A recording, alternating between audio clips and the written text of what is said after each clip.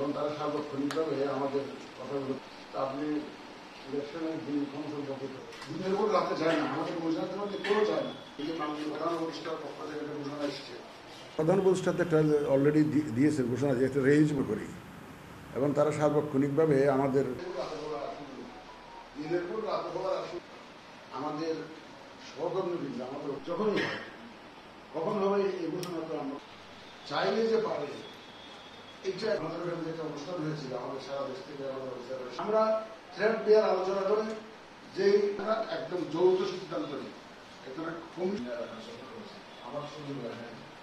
না, দিনের ভোট রাতে হওয়ার আর সুযোগ নেই, দিনের ভোট রাতে হওয়ার আর সুযোগ নাই।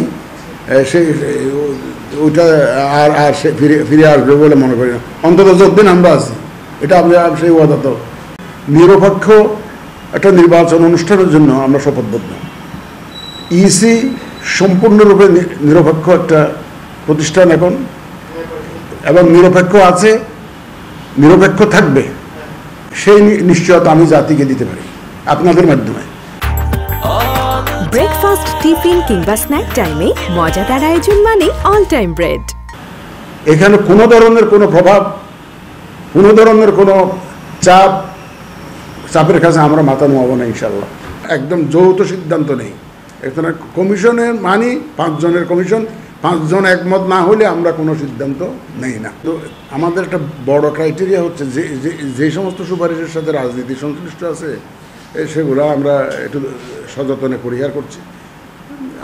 এই যে একটা বিশেষ দল নিয়ে যে কথাবার্তা হয়, এটা রাজনৈতিকভাবে আগে ফয়সালা হোক, আমরা সব ফয়সালা হয়ে আইন কানুন চেষ্টেজ হলে যদি পরিবর্তন হয় তখন আমরা সেইভাবে ব্যবস্থা নেব, কিন্তু আমরা এইটাতে আমরা ইনভলভ হতে চাই না, এই বিষয়ে ইনভলভ।